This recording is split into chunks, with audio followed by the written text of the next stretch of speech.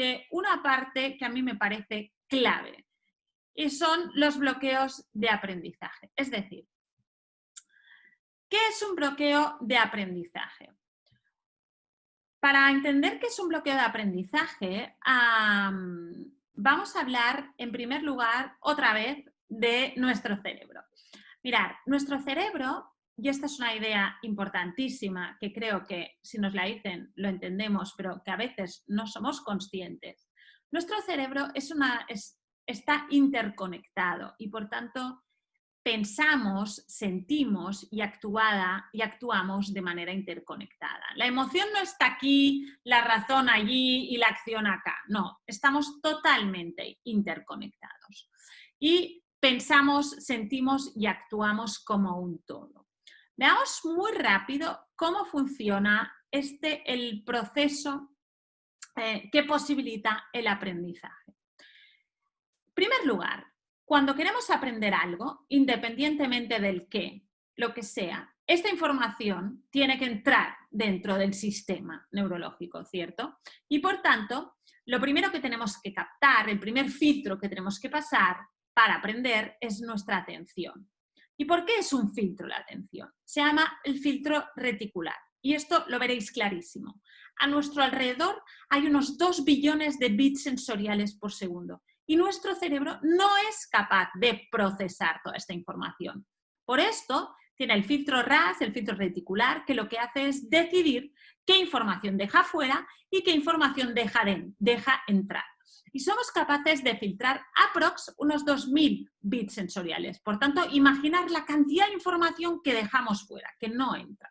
Por tanto, sí, lo primero que tenemos que captar es la información, el filtro reticular, la atención, le llamamos. Una vez hemos captado la atención, esta información que ha entrado dentro del sistema viaja a esta parte que se llama el sistema límbico. ¿El sistema límbico qué hace? El sistema límbico lo que está en la parte, si cortáramos, ¿no?, un cerebro en sección como este, es en el medio, está en el medio y es el cerebro emocional. ¿Qué es lo que pasa en el cerebro emocional o sistema límbico?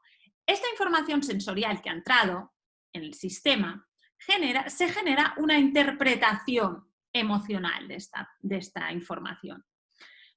Si la interpretación emocional nos pone en una emoción fuerte, como puede ser la rabia, la frustración, el enfado, el aburrimiento, etcétera, etcétera, nuestro sistema límbico se hiperestimula. La amígdala se hiperestimula. Y cuando la amígdala se hiperestimula, envía la información, aquella información sensorial, envía y activa el cerebro reptiliano, el cerebro animal, el que me mueve a la acción.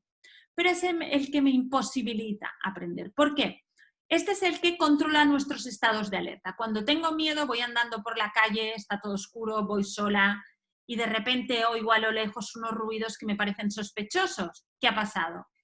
Mi cerebro ha captado esta información sensorial, ha viajado hasta la amígdala la ha interpretado y ha generado un estado emocional. ¿Cuál es? El miedo. El miedo es una emoción fuerte, ha hiperestimulado mi amígdala y ha mandado la información al tronco cerebral que ha hecho, de repente me cambio de lado, acelero el paso, llamo a alguien, etcétera, etcétera. Pero me hace tomar acción, ¿de acuerdo? ¿Qué es lo que pasa? Que el aprendizaje, la consolidación de información, se produce en esta parte de aquí, en el córtex prefrontal o el neocórtex o el cerebro racional, donde están las funciones ejecutivas, donde se guarda la consolidación de la información, la memoria a largo plazo, etcétera, etcétera, etcétera. Pero para que la información que ha entrado en el sistema llegue a este neocórtex, necesito pasar un segundo filtro, que es el filtro emocional. ¿Y cuándo me deja pasar este filtro emocional? Cuando este sistema límbico está tranquilo, y esto ocurre cuando estoy en emociones positivas como la felicidad, la curiosidad, la tranquilidad, etcétera, etcétera, vemos este sistema límbico no está hiperestimulado y la información puede fluir hacia el neocórtex. Vamos a verlo en una imagen, que como siempre, mejor que 1000 palabras. Mirad.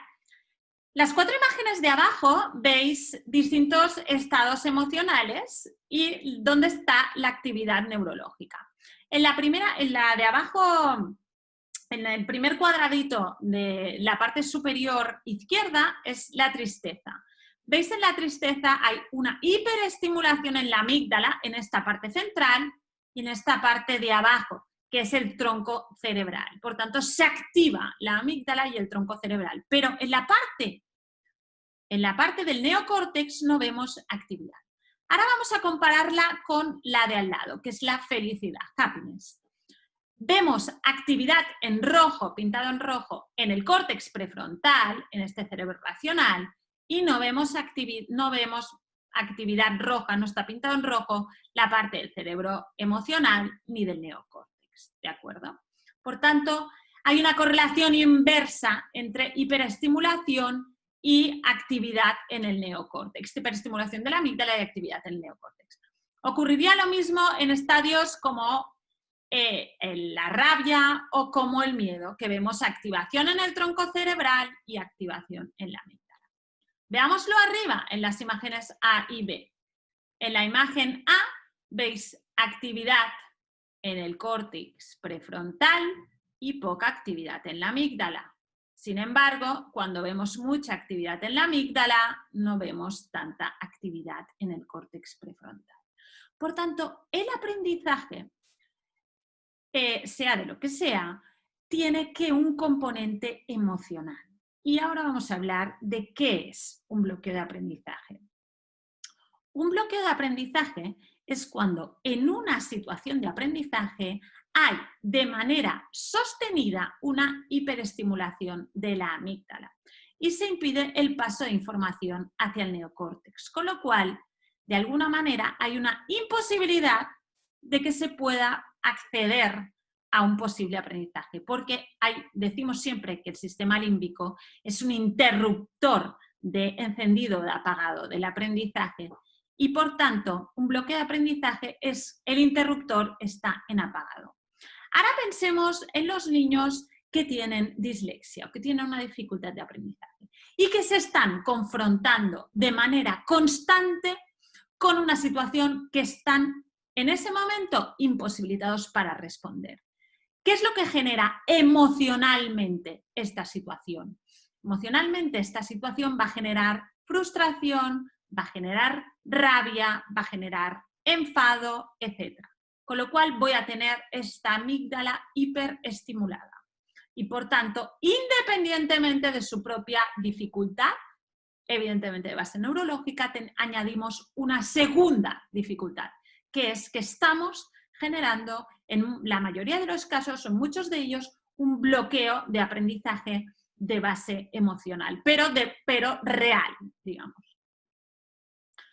¿Cuándo ocurre un bloqueo de aprendizaje? Cuando de manera reiterativa veo que algo no me sale y como no me sale, dejo de intentarlo y como dejo de intentarlo, no me sale y por tanto no creen que sea capaz de conseguirlo y por tanto no lo intento y por tanto no me sale. Y estamos en un círculo vicioso. Se ha repetido, perdón. ¿Cómo enfocar, por tanto, este bloqueo de aprendizaje? ¿Cómo enfocar este bloqueo? A través de la gestión emocional. Ahora vamos a hablar de ello. Pero además, una vez tenemos antes que trabajar todas las estrategias de reeducación, que evidentemente la mayor parte de ellas son de base fonológica, deberíamos hacer un paso previo, que es un paso para trabajar y para desbloquear estos bloqueos de aprendizaje. A ver. Perdonad, es que tenía otra transparencia en medio y se me ha ido. A ver si la hemos puesto aquí. Vale, sí. ¿Cómo lo hacemos? Por tanto, empecemos por tanto por la primera parte, por esta parte que es, como os decía, un interruptor. Necesitamos en primer lugar a enchufar, a abrir el interruptor y luego podremos trabajar todas las áreas de reeducación. Pero primero necesitamos abrir el interruptor y y para ello tenemos que romper este círculo, tenemos que sacar de alguna manera este bloqueo de aprendizaje que me está imposibilitando el aprendizaje y también de base neurológica. ¿Qué observamos cuando estamos, qué es lo que estamos observando? Observamos que el niño, cuando ha entrado en este círculo vicioso, digamos, observamos un niño retraídos, pasivos, que no mejoran, que no reaccionan, incluso que se abstraen, que pasan de aquello que estamos tratando de trabajar con ellos. Por muy fácil que sea, por muy convencidos que estemos de que esto pueden asumirlo, vamos a tener, si tenemos un bloqueo de aprendizaje, vamos a ver probablemente este tipo de conducta. ¿Qué es lo que ellos piensan? Soy inútil, no soy capaz, no merece la pena, no voy a intentarlo, no lo haré bien, etc. ¿Qué es lo que en realidad nos quiere decir este comportamiento y cómo tenemos que tomarnos este comportamiento? No nos demos por vencidos. Ayudémosles a dar un pequeño paso que puedan dar para empezar a romper este círculo. ¿Cómo hacerlo? Dividir la tarea en pequeños pasos. Intentar en pequeños pasos y el primero de ellos que sepamos claro que lo pueden hacer. Intentemos no criticar aquello que hagan y por tanto animaremos y sobre todo animaremos el esfuerzo, porque aquí se trata de animar el esfuerzo. No vamos a buscar llegar no sé dónde, sino vamos a buscar recordar que estamos intentando en primer lugar romper este círculo. Vamos a confiar y a confiar de verdad, confiar desde dentro, confiar que pueden. Tenemos que tener todos una cosa clarísima, que tenemos una capacidad para, en función de las experiencias que hagamos, modificar la forma de nuestro sistema neurológico. Tenemos neuroplasticidad cerebral, por tanto, la dislexia se supera, por tanto, hay que confiar. Nos enfocaremos en aquello que hacemos bien y a partir de ahí empezaremos a construir. No le dejaremos rendirse, no tenemos lástima por él, no le dejaremos rendirse. Y le enseñaremos cómo hacerlo, pero no vamos a hacerlos por ellos. Y sobre todo, recordar, animar, animar y animar, pequeños pasos, animar y sobre todo animar en el esfuerzo. Hay que poner en valor el esfuerzo y hay que aprender de los errores que vayan haciendo.